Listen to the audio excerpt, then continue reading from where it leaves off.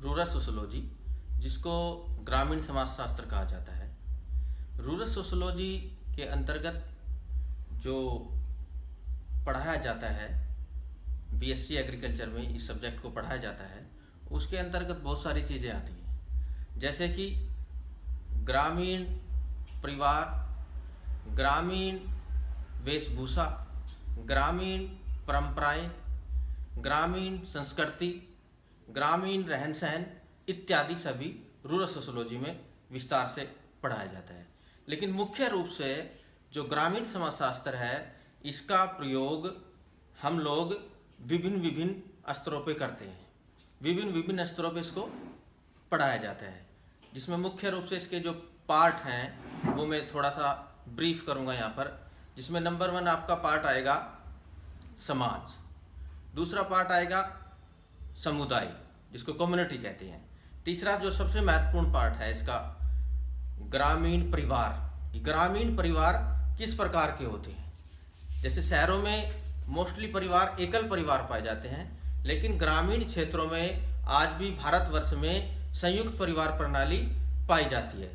कम हो रहे हैं संयुक्त परिवार, लेकिन फिर भी प्राय देखने को मिल जाते हैं। इसके अलावा उन परिवारों का रहन सहन कैसा है, उनकी विशेषताएं क्या हैं, उनका हानि क्या है, उनकी लाभ क्या है, ये सारा ग्रामीण समाजशास्त्र में पढ़ा जाता है। उसके बाद कास्टिज्म यानी कि जाति व्यवस्था, गांव की जाति व्यवस्था कैसी है, कौन सी जाति किस पर निर्भर है, कैसे उनका व्यवसाय है, ये सारी चीज़ें ग्रामीण समाजशास्त्र में पढ़ाई जाती हैं। इसके अलावा आपका ग्रामीण इंस्टीट्यूशंस यानी कि ग्रामीण संस्थाएं कौन कौन सी हैं।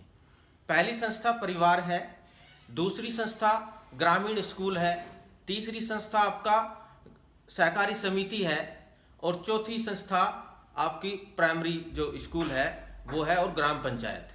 तो 4 रूरल इंस्टीट्यूशंस होते हैं। पहला परिवार, दूसरा ग्रामीण स्कूल, तीसरा सहकारी समिति और चौथा ग्राम पंचायत। इन सब के बारे में भी विस्तार से बताया गया है कि इनकी क्या क्या काम है, क्या क्या फंक्शन है। जैसे आप सहकारी समिति को ले लीजिए।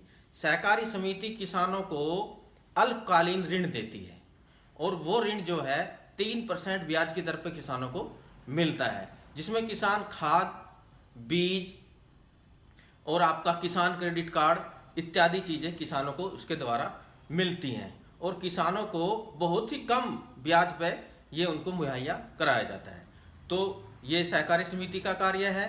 दूसरा, ग्राम पंचायत के कौन कौन से कार्य हैं, ग्राम पंचायत कैसे गठित होती है, किसके द्वारा गठित होती है, ग्राम पंचायत का अध्यक्ष कौन होता है, कौन मेंबर होता है, कौन कौन मेंबर क्या क्या संचालित करता है, तो ये सारी चीज़ें ग्रामीण समाजशास्त्र में विस्तार से पढ़ाई जाती है।